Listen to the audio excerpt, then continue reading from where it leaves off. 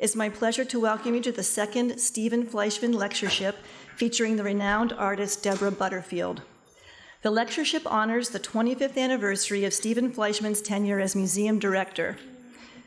Members of MOCA's Board of Trustees who served during that time funded an endowment to provide for an annual lecture by individuals who have made exceptional contributions to art and culture.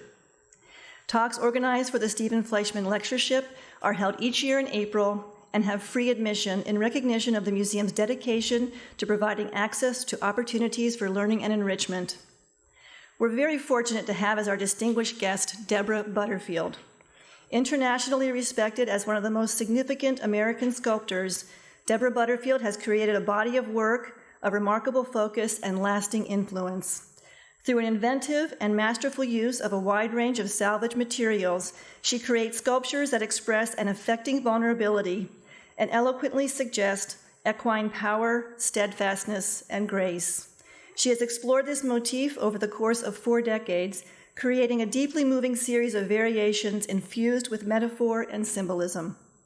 Deborah Butterfield's sculptures appear in major public collections, including the Metropolitan Museum of Art and the Whitney Museum of American Art in New York, the Museum of Contemporary Art Los Angeles, the San Francisco Museum of Modern Art, Virginia Museum of Fine Arts Richmond, the Art Institute of Chicago, Hirshhorn Museum and Sculpture Garden, Smithsonian Institution, Washington, D.C., Walker Art Center, Minneapolis, and the Israel Museum in Jerusalem.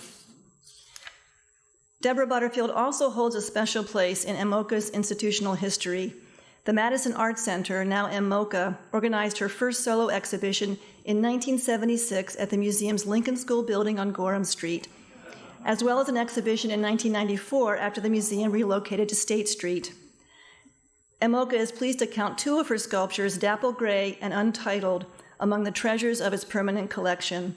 Roberta Lieberman of Chicago's Zola Lieberman Gallery donated Untitled to the museum for its collection, and we are honored to have her son William here this evening. So it is with great pleasure that we welcome Deborah Butterfield back to MOCA. Please offer her a warm hug.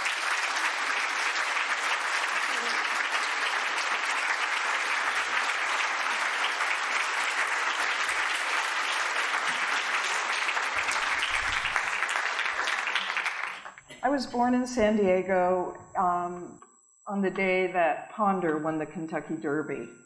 And that is the reason for these hours of horses you're going to be looking at.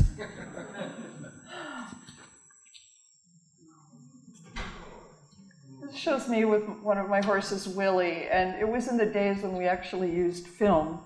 And we didn't know that he had done this until we got it back.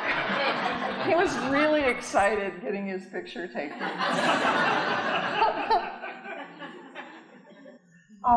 I started out as a potter. I went to UC San Diego in 1969 and took philosophy and chemistry and great things with Angela Davis and Herbert Marcuse, Linus Pauling, and Jehan Tillett.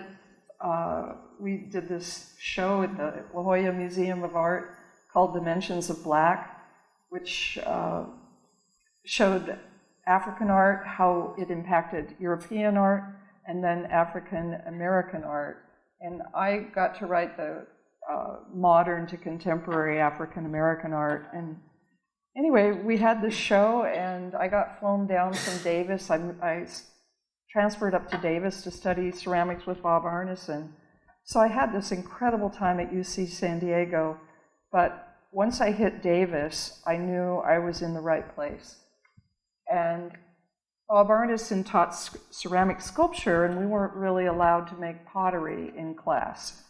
And he said, you can make it on your own time, but I won't critique it. It isn't for credit. And then, of course, whenever I had a critique, all I had were these pots, and Bob loved a good pot. Then this was my last piece of undergraduate school, and I actually applied to Davis and was lucky enough to get in because it took me a while to figure out how to make art or what I wanted to do.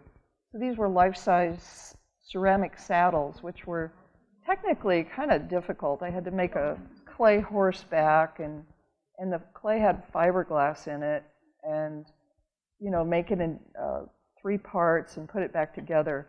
But I wanted to be a Chinese potter, in the 11th century.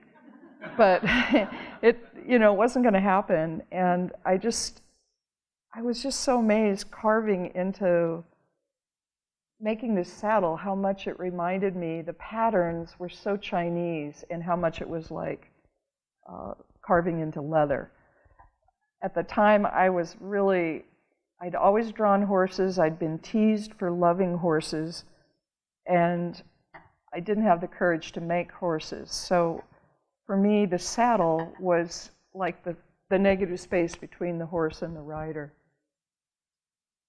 So this showed a saddle, and it leads up to the reclining horses I did. It's a saddle with a blanket over it. So it's a utilitarian object not in use. But it also, for me, referred to the idea of drapery in classic sculpture. And also, everyone teased me for making these saddles as being very sexual. And so I had the saddle horn there being quite phallic to please them. And then this shows a vase from the Ming Dynasty using a technique where you squirt the slip in a pattern and then you puddle the glaze in there before you fire it. And this is a saddle I made. It was my Ming Dynasty saddle. They didn't look like this, but it was for me, if I were a saddle in the Ming Dynasty, this is what I would be. And it raised the problem of how do you present it? I couldn't just put it on a sawhorse. So then I committed myself to making this carved wooden base after Ming architecture. The table saws and and the materials like wood with limitations are very, very hard for me. So I worked my way out of these bases. But this is at the San Francisco Museum of Fine Art. And this is a pot from the Sung Dynasty, 11th, 12th century China, incised peony pattern. So it was black slip over a white clay body, and then the part that's white was incised away. This is my Sung Dynasty saddle. And I about died. It cracked when I fired it, and I was devastated, but I glued it back together and then filled the crack with gold. I remembered a lot of the old Chinese and Korean pots were repaired that way, and it was like an analogy of when you get old, you get wrinkles, and you become wiser and more valuable in a way. And so when I did that, the piece really came to life. And it ended up being collected by someone who collected Chinese ceramics. So it ended up where it wanted to live. And then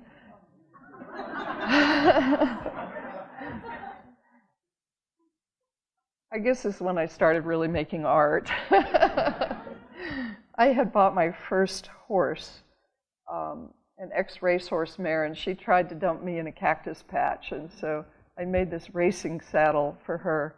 And it was earthenware with glaze, and then I put porcelain needles in it with silicone. So when you touched them, they'd kind of wiggle, but when they broke, I could replace them. And anything that beautiful and that brittle and angry is also rather delicate. And when I taught here, I got Lucas Samaras to come as a visiting artist. And I showed him my slides, sort of, just a little bit. And I said, Lucas, I didn't know your work. Bob Arneson said to me, wow, have you seen Lucas Samaras' work? And I said, that's how I discovered you. And he got all weird. And if you know Lucas, he's really an interesting guy anyway, very intimidating. And he said, well, my name means saddle maker in Greek. So it was a perfect honor. And then I got to go to Skowhegan School of Sculpture in Maine in between graduate school years. And I had really gotten sick of having to appease the kiln gods and deal with with waiting. You know, when you do clay, you have so many steps, and I just wanted to make something and have it be what it was as I was making it. So William Wiley was one of my teachers, and when I moved up from San Diego, I loved puns, and everybody down there hated it when I made puns. So I ended up in a drawing class with William Wiley, and he would make a watercolor this big, and the title would be this big below it. That was all puns and crazy things, and I'm like, I just couldn't believe where I ended up. But I didn't know how do you make an image? How do you begin to make art? I couldn't figure out how that begins. And he said, just think of a title and then illustrate it. And so when I went there, I knew I didn't have any kilns. And so I thought, I'll make a bed of leaves. And so this was my first attempt at regular sculpture. And I learned how to lash sticks and whittle, and I made the quilt with Roplex and real leaves on the cheesecloth. And I installed it in the woods. And the sculpture teachers were so conservative that they wouldn't critique it because it wasn't made out of art supplies. And this was 72, so you know Jackie Windsor was using sticks and things. And I felt like it was like a piece that I wanted you to stumble across in the woods. We all have these, we're born in beds, we die in beds, we make love in beds, we sleep in them, we're sick in them, we jump on them, we hide under them. And so I think the ones who did talk to me about it felt it was just not complete or specific enough.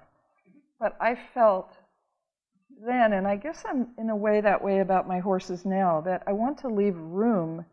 They don't need to be pedantic and didactic. I think sometimes that there needs to be an opening for the viewer to crawl into, to inhabit art. And so, you know, the meaning changes throughout time, in different contexts, in different cultures. Historically, things change and become appropriated by younger people. Oops. And so this was my next piece, which was welded steel and chicken wire and plaster, and I got a sculpture award. It was very much art supplies.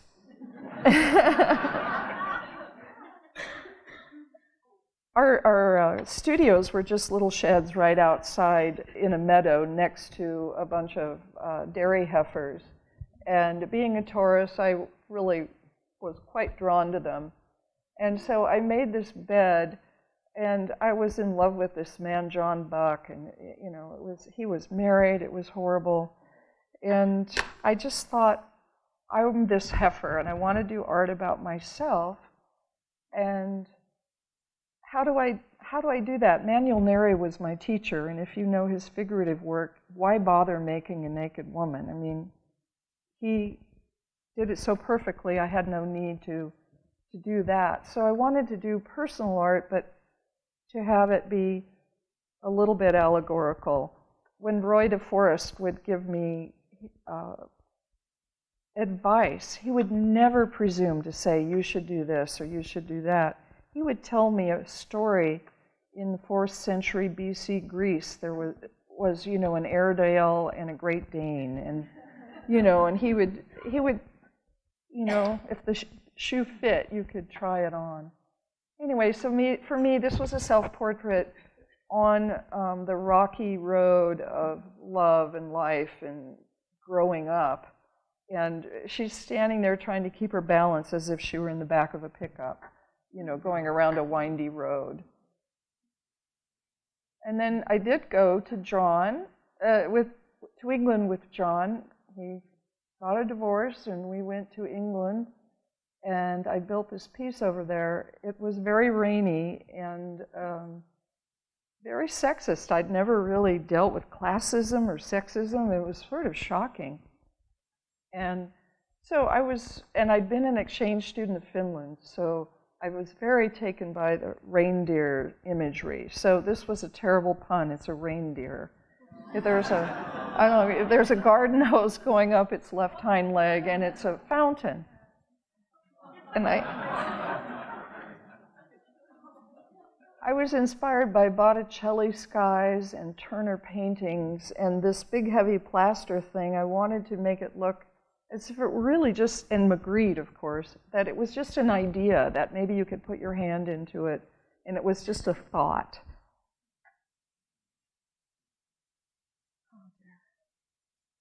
Well, this is the sculpture that I had been familiar with growing up of horses, which were basically war machines. Whoever had horses usually prevailed in dominating other cultures. And they were often stallions. And it was 73 during the Vietnam War, and I decided, well, I tried going around, I tried talking people, I couldn't even talk my parents into the idea that the war was a bad thing, and I realized that I would never make it as a politician, and finally gave myself permission to go in the studio, which was hard. You know, friends were being drafted, and it just, I don't know, it was a very weird time. Anyway, we read the I Ching a lot with Wiley, and it kept telling me to be like the sun at midday and shine, and which I thought meant shine.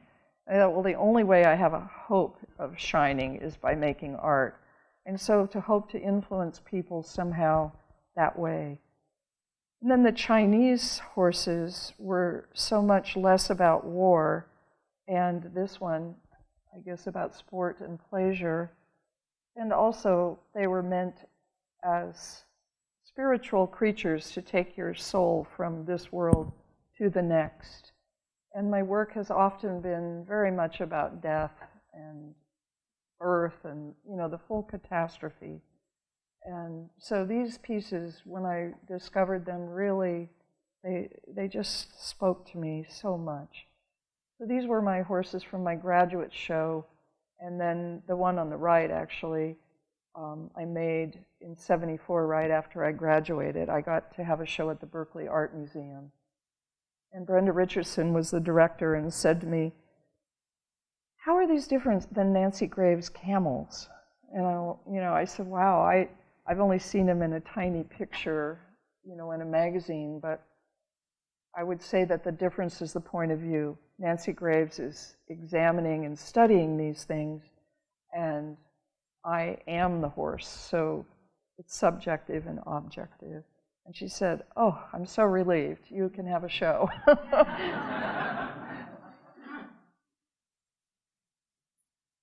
I painted them like Turner skies, you know, they were 800 pounds, and I wanted them to just kind of become atmospheric.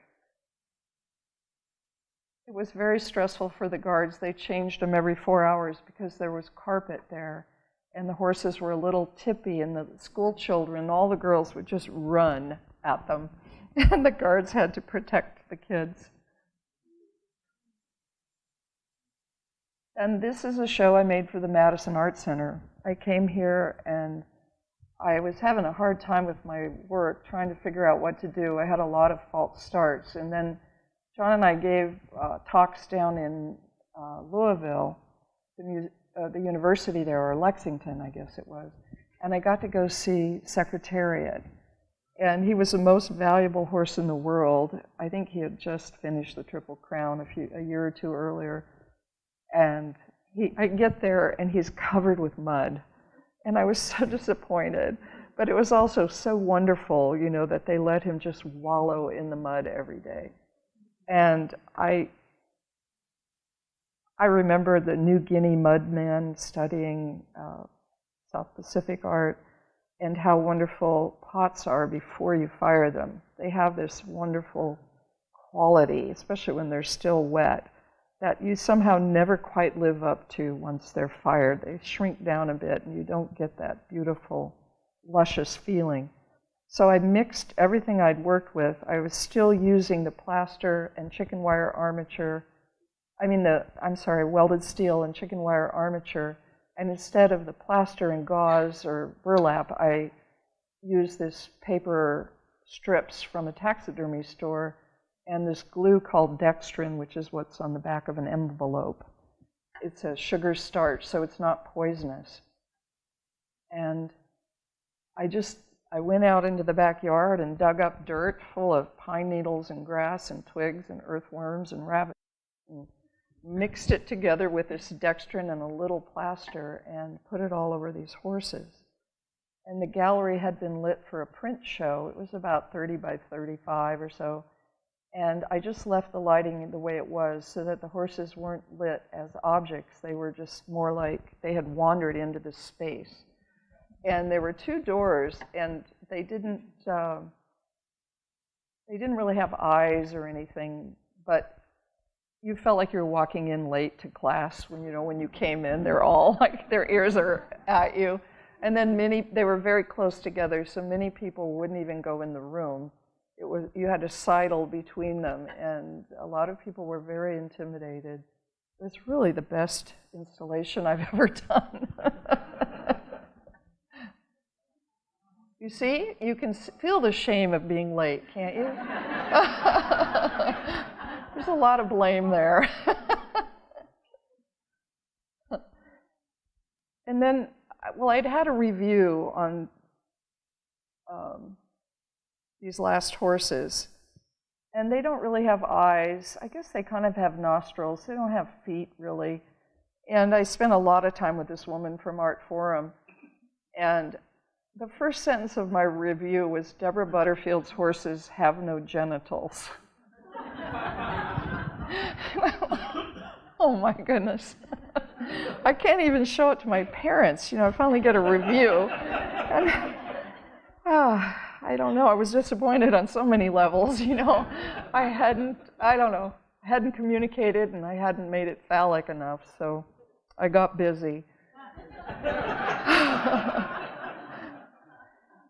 Anyway, they were very well received, and I thought so they went from, that show went from the Madison Art Center. The next year, Roberta Lieberman, she came into my studio, I think right as the show was up, and I'd been showing my slides to students, and she was looking for artists, so I showed her my slides over lunch, and she gave me a show. And we went home to celebrate, and John, my husband, John Buck, had just come home with a whole bag of wild morels. And we picked asparagus in the garden and had it on toast. That's my fondest memory of Madison. It was a lucky day, and about the same time of year. It was wonderful. Anyway, I thought if these pieces were successful, was it just because they were big? I was worried that I was relying on scale. And so I made this piece that was really little in Montana. John had a job there, and I moved there with him. And so we lived in a lodgepole forest, and you could see, I don't know, I see like a horse. You see silhouettes in the trees, like our chow running through the woods at 50 yards, I thought was a bear at 300 yards, And so I used this image with the horse of the many legs, thinking of the nude descending the staircase, or the Magritte painting of the woman riding through the trees. And when I used the same materials on the tiny horse, all of a sudden they became really big. So then I started using more sticks and poking them through and trying to make it look like it was just part of the landscape that we happened to come upon. And then, so I made this first group of work for Zola Lieberman in '77. A horse can sleep standing up, but when they have a guardian figure with them and they feel comfortable, they'll lie down. But their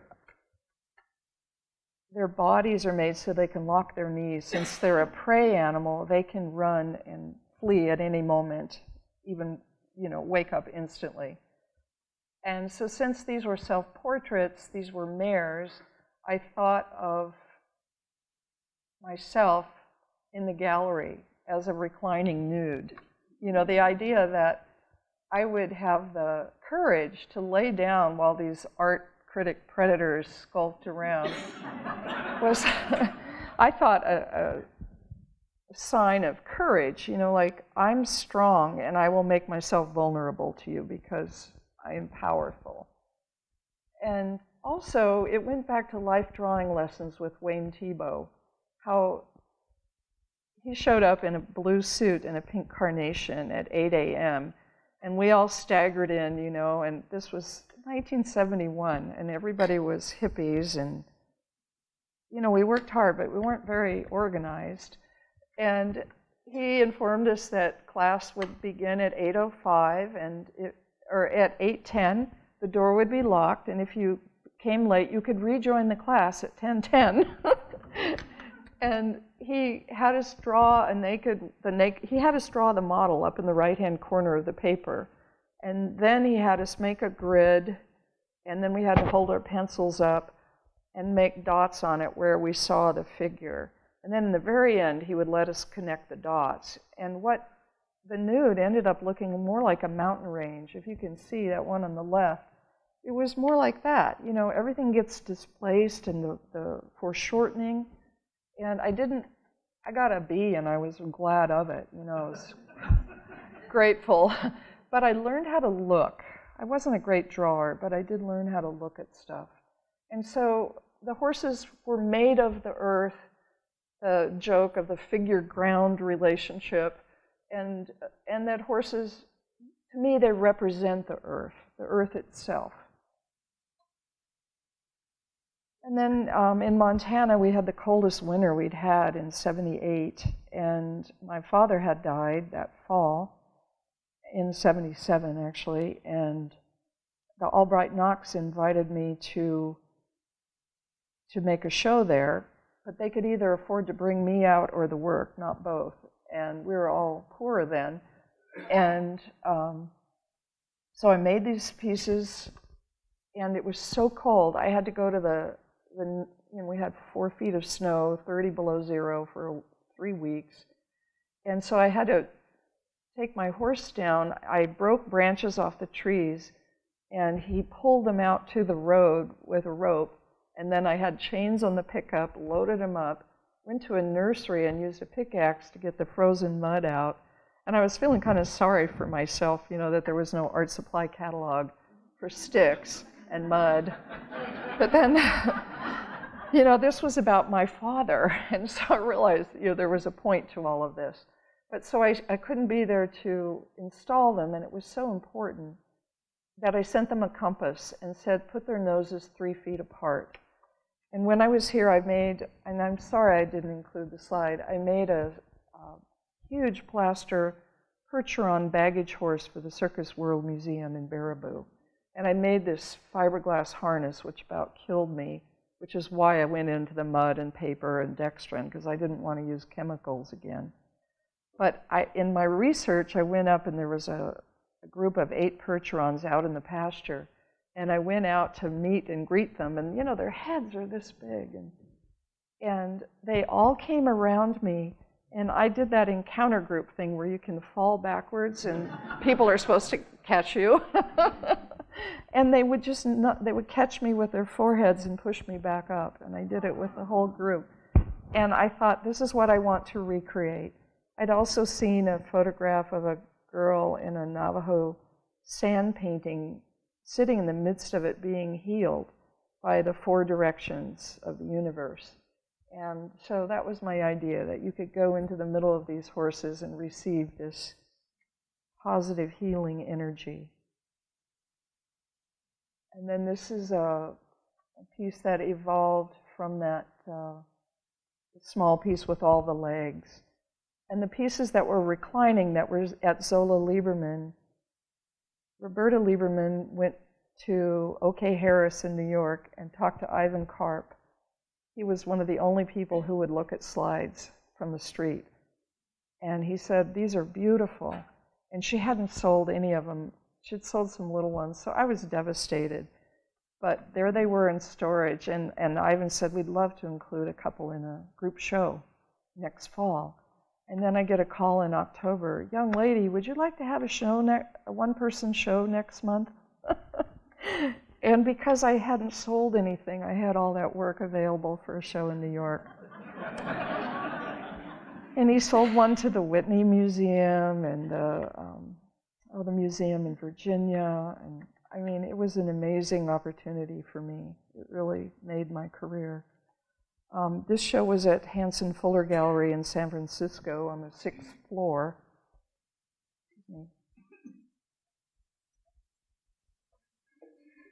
And we had to crane everything in. And my gallery dealer was somewhat hysterical. I wish I had a picture of the process, because the whole gallery was just trees, you know. I wanted to capture the feeling of what it was like to be in the woods and to perceive these entities in the negative space. I also, the sun had this way of making these incredible sunset rays of light.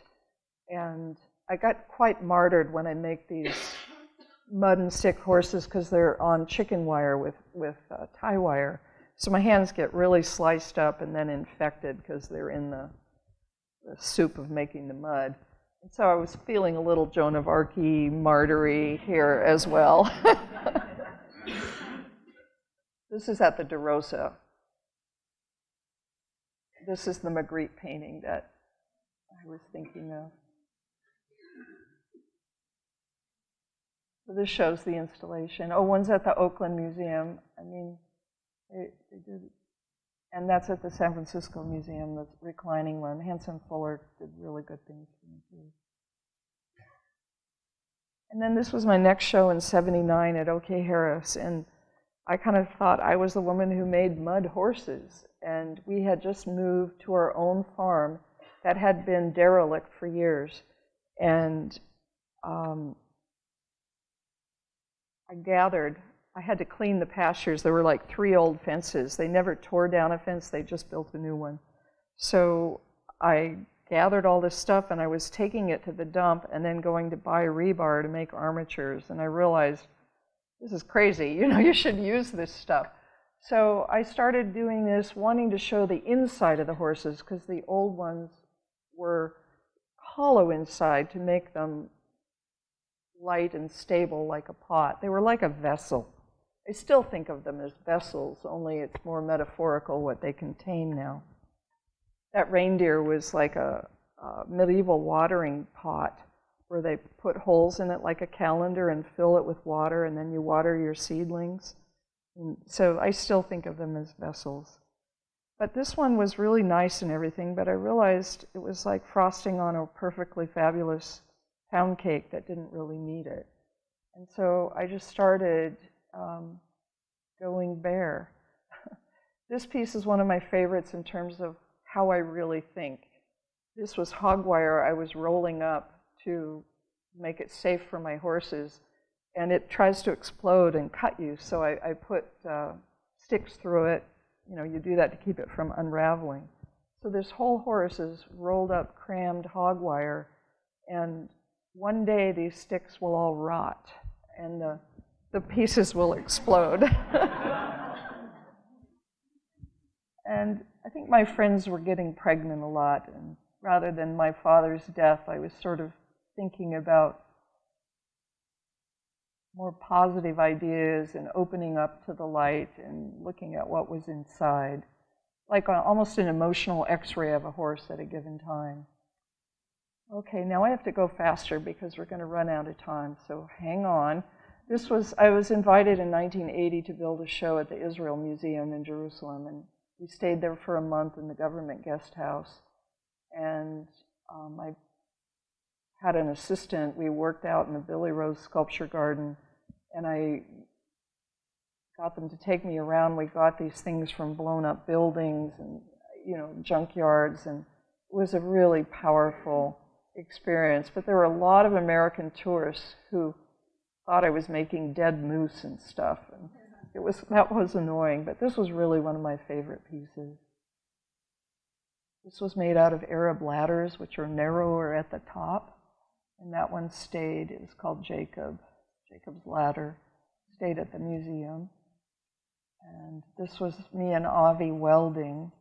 You can, oh, there's another slide maybe. This was really, really fragile pieces of steel that were almost gone, just like cloth. And then this delicate woven mesh.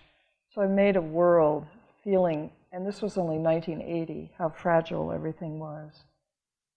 We went to Israel for a month and ended up knowing less about Israel than when we left and when we got there. Everything was so complicated.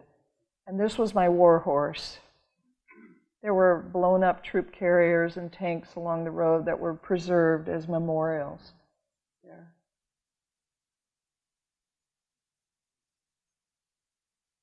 And then this was 81. I had a traveling show that went to about 10 different museums, and this was at the Walker Art Center, and this stayed there.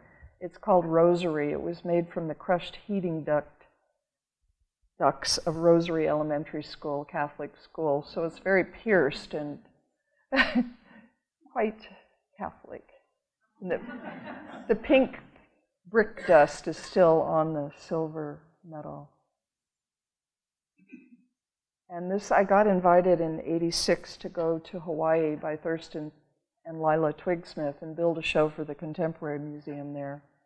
And it was my first opportunity to use a lot of colored metal. All the roofs are colored metal there, and so they rust out really quickly, and there's hurricanes. So I had a really good time over there and built 5 pieces in 3 months.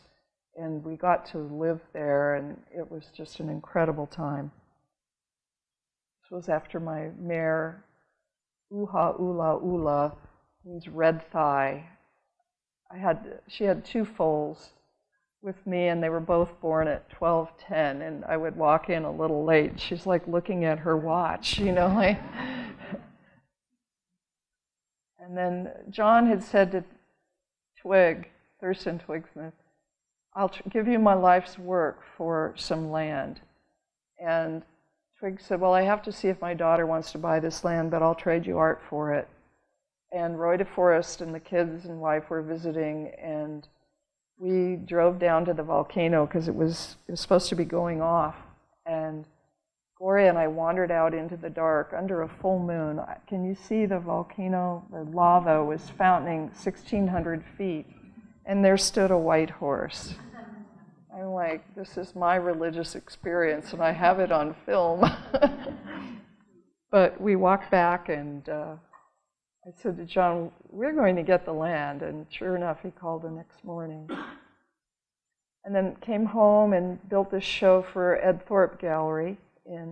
This was called Joseph, after the coat of many colors, and Chief Joseph, the Appaloosa horses, Nez Perce tribe. And this is studio shot, Ferdinand and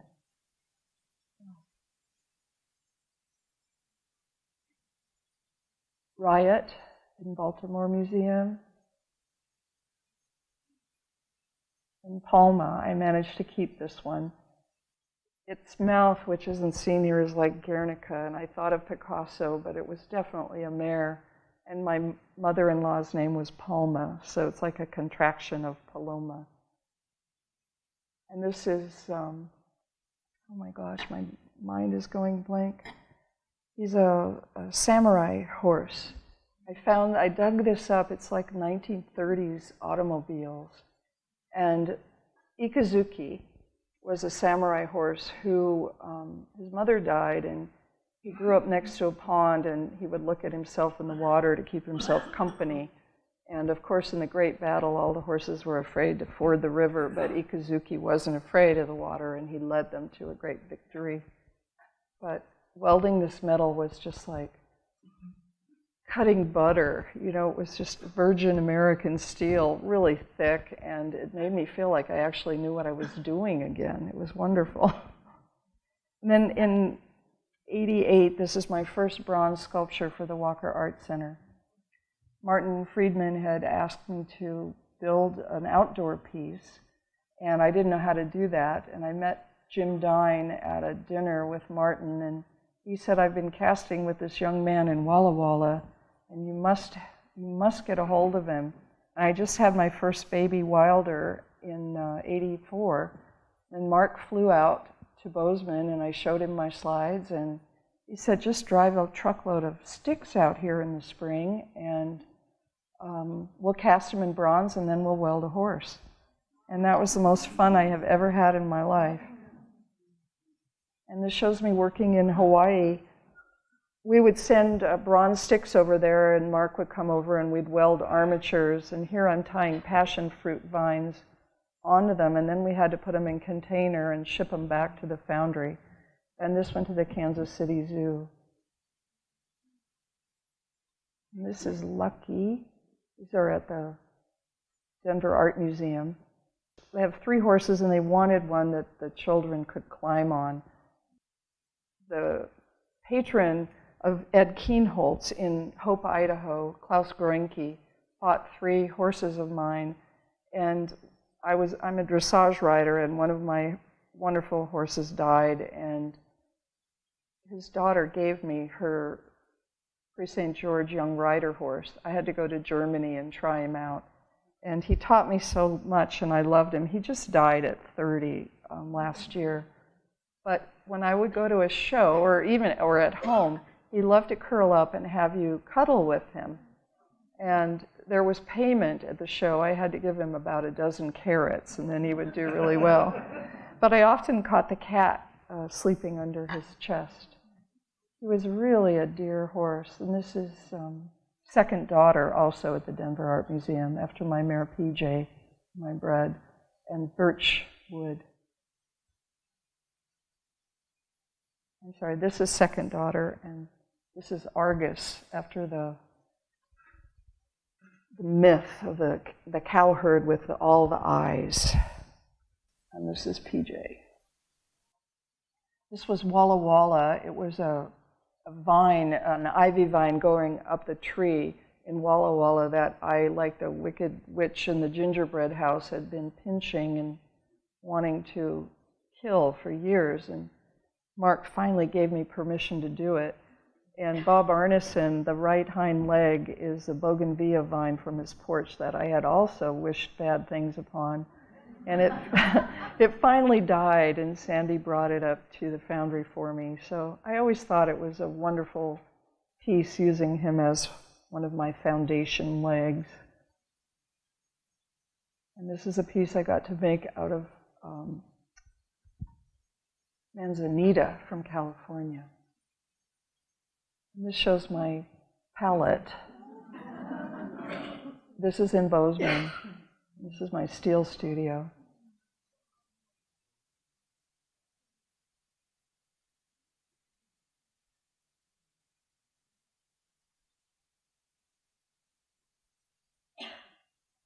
And this wonderful man in Rockford, Illinois,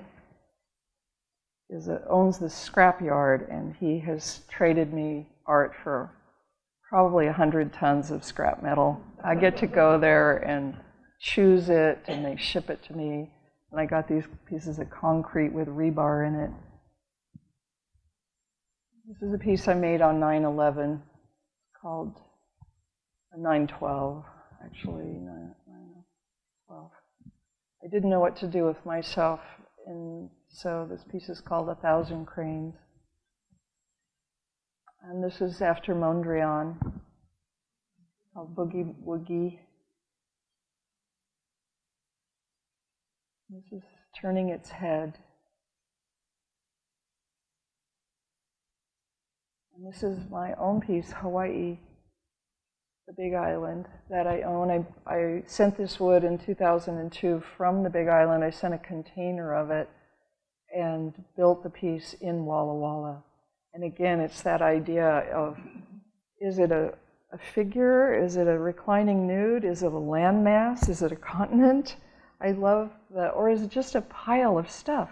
When I drove the reclining mud and stick pieces to Zola Lieberman in '77, I had an open trailer and they were wrapped in plastic, and the gas station guy asked me if I was going to the dump.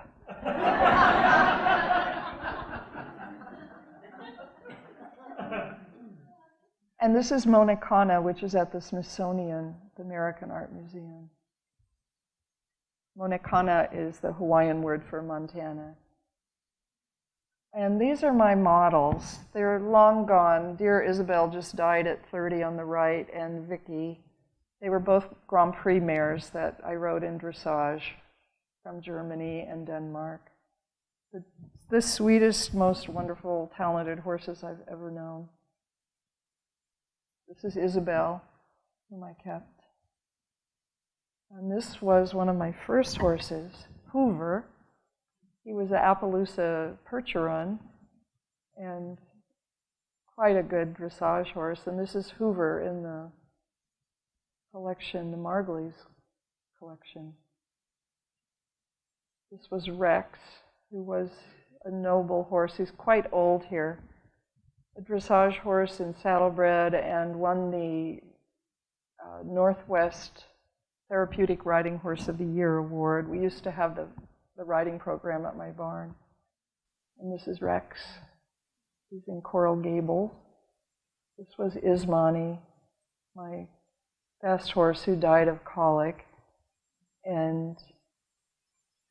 But anyway, I made a white horse that lived in Madison for quite a long time, called Ismani. This was at Zola Lieberman. And this was Willie. Well, the horses just die, is what they do. There's so much. It's such a daring thing to love somebody, isn't it? I mean, and that's him. This is Captain, our old, he's like 27 now, but he's a cow horse, a thoroughbred quarter horse from the Wine Cup Ranch in Nevada. I always have one cow horse around, and this is him, and I didn't know it. I was making it, and I said to Walt, my assistant, "My God, who is this? Look at this nose." We're like, "It's Captain." This was Danuta. And this is Danuta. She's in Louisville. And this is Spotty, who just won the Intermediaire Championship in the Northwest in dressage. And he is a Appaloosa warm blood. And I'm still riding and showing him, and my young trainer is showing him, and he is the best horse. Oh my gosh. And this is Spotty. These are galls on cottonwood, which represent the spots. And this is Dancia, my newest horse. And this is Dancia. And this was Indelible, right? At Zola Lieberman, and that's my son Hunter. I decided to make this gigantic piece, and the columns in the old Zola Lieberman gallery, I had fought with them for 20-some years. And this piece, you see, they're saplings. They are mere nothings. They used to seem like they were 5 feet across. Anyway, that piece was almost double size, and it was 4,000 pounds. And it was the only thing in the gallery. It was so wonderful to have it there. And this is my greenhouse in Walla Walla. They built a studio which I lease, and it's annexed to this repurposed greenhouse from the 60s. So my wood is out of the weather, and they don't have to spray poison on it to keep the weeds from coming up.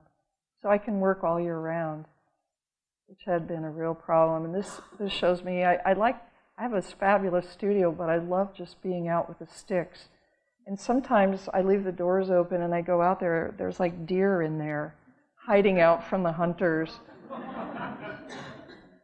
This shows the process where they invest it in the ceramic shell.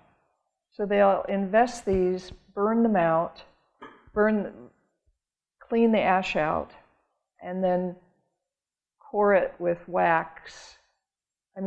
Swish wax in it, core it, and then put it in a plaster waste mold, and then burn it out. So it's like a twice-baked potato.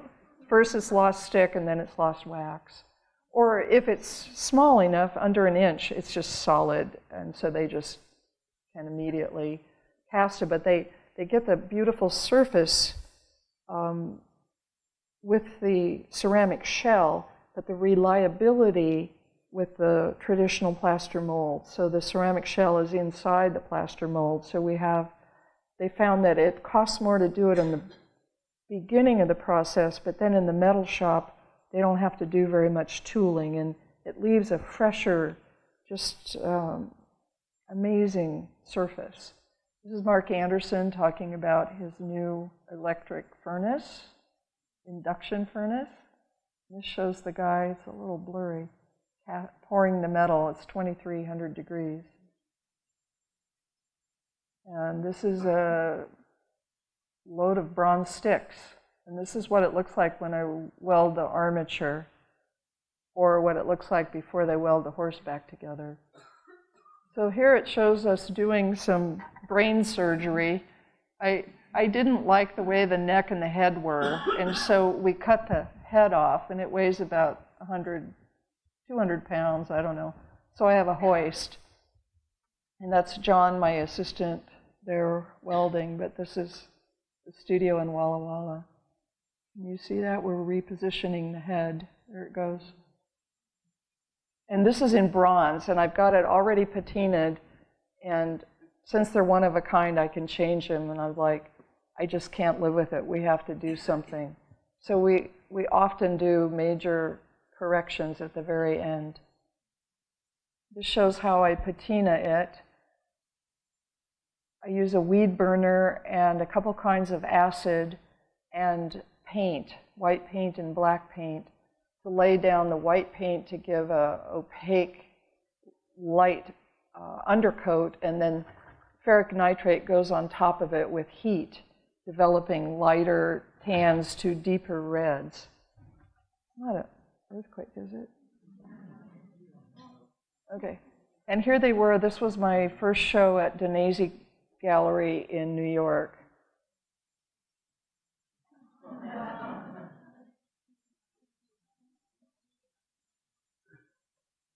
It's like the Ascension.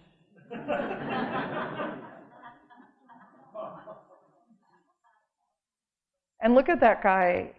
These guys rig Richard Serra, but he's comforting the horse. Well, just intuitively. I mean, I don't think he's thinking about it.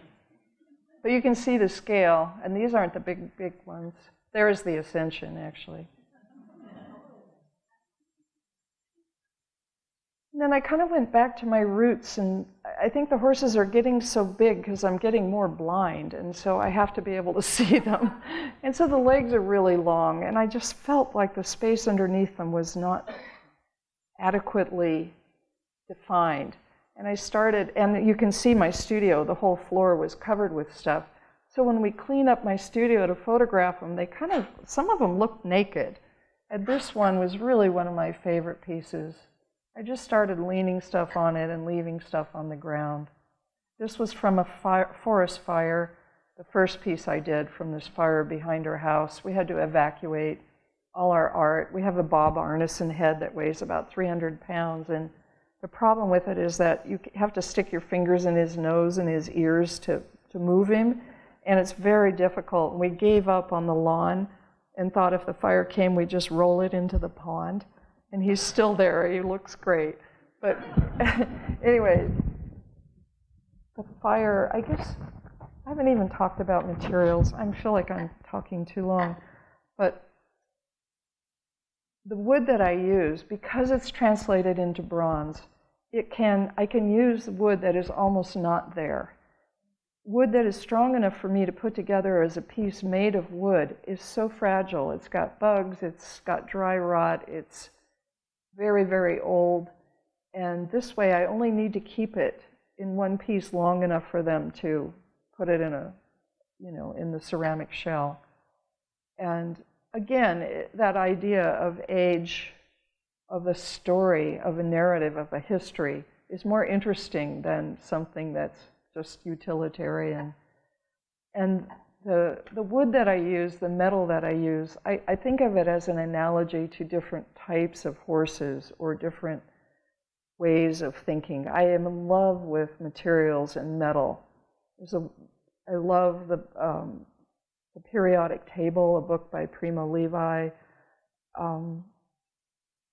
Copper is so cooperative, but it isn't. It quickly becomes brittle and breaks. Lead is so luxurious and buttery, but it has no structural strength. Steel is just, it's so fabulous and probably the best to work with of all. It's the most resilient. And bronze in casting is really great. It's so much lighter than steel and easier to bend, but then at a certain point, just before you're where you want, it breaks because it gets crystallized from being cast. And so I try to find, all of this is incorporated. When I start working, I am just, this is so high, but it's just that body shape. And I weld it on the floor, or I make it out of sticks, and we tie it together. And then I hang it up. And then I do the 2 cross pieces for the chest and the hips. And then we weld the legs down. I'm using 6 that have already been cast in bronze, and they stay there forever. And that way you don't get the cutting the table legs off effect. But so when I'm working, I don't have the neck or head or the tail on it. It's basically an abstract painting that's a long rectangle. And I wrestle with that for a while until I'm informed of who the horse is. And then I add the neck and the head and personify it. This was at L.A. Louvre and Paula Anglum. Storm Castle. This piece was Kamehameha. This was from the North Shore of Hawaii, the Big Island where Kamehameha was born. And Twig gave me this old rotten Hawaiian canoe hull that was so filled with termites. And there's some whale bone in it and just amazing things that we gathered. And this shows the volcano where we live in Hawaii. We're at 3,400 feet. And there's lots of dead trees. It's fabulous. And these are these wild horses and donkeys that we found on our land. We bought 100 acres and they'd been fenced out, and the man who owned them was dead, and the donkeys had been rounded up from the golf courses and brought up the mountain. But this is what inspires me in Hawaii. These are koa trees. These are giant hapu ferns, like the land before time. They walk around. And this is my studio in Hawaii.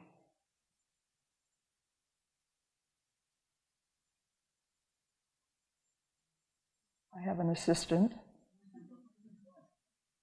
This is John helping me get wood.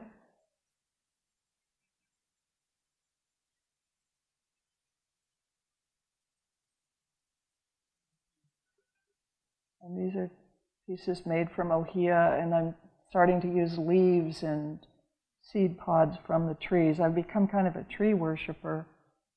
The ohia is the native tree, that's the state tree actually, and we live in the forest of them. And they have these beautiful yellow and red flowers. It's just the craziest tree you've ever seen. That sunset there.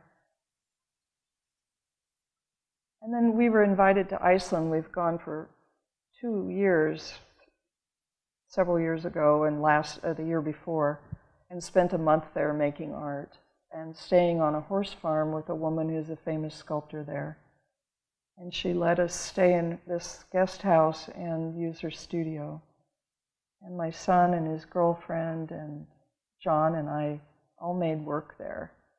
This is me on one of these horses I always made fun of. They are tiny and they look like My Little Pony, but they are so courageous and fearless. There's no predators there, so they're not afraid of nature. They're just so unbelievable. This is an eider duck out on a peninsula, and where I gathered all of this driftwood and debris. And behind this Icelandic sheepdog is an old eider duck nesting boxes, which I made into this horse. This was at Anglum Gilbert last winter. And this is Ananis, my studio assistant in Iceland. This is my suitcase.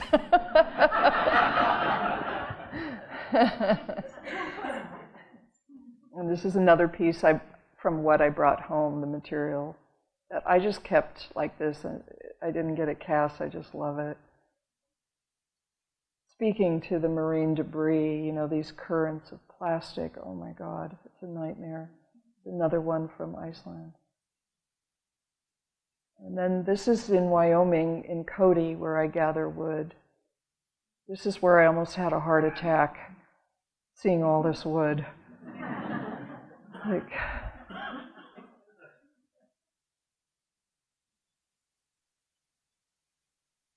This is a piece in my New York show, Pine Forest.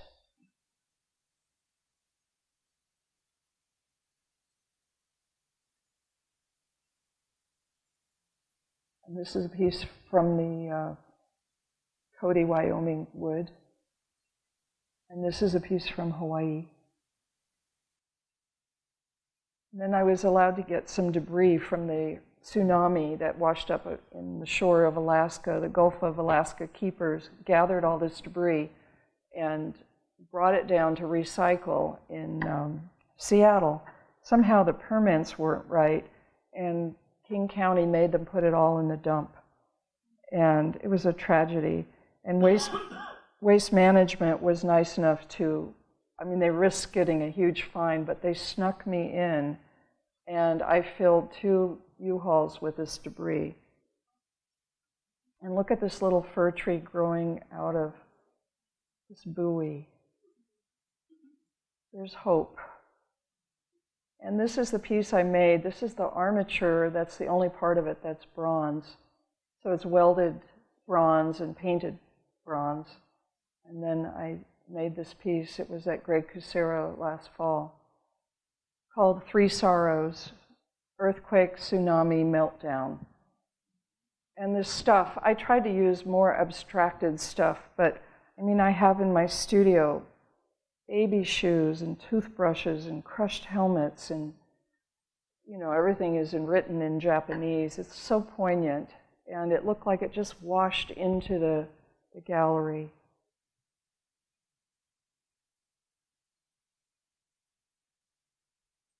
And these are small pieces from that same.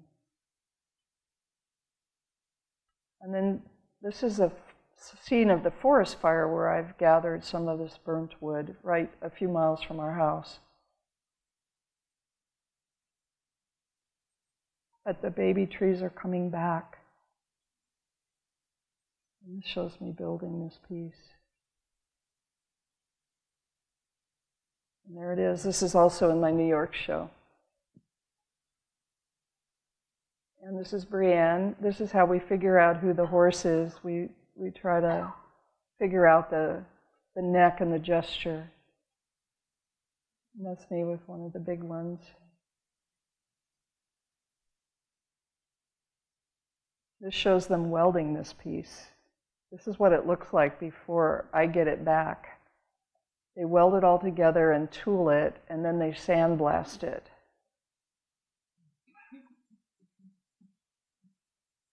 And there's Danuta. All right, I think that's it. Uh-oh. I showed this in Smithsonian before the election. It's a tragic story.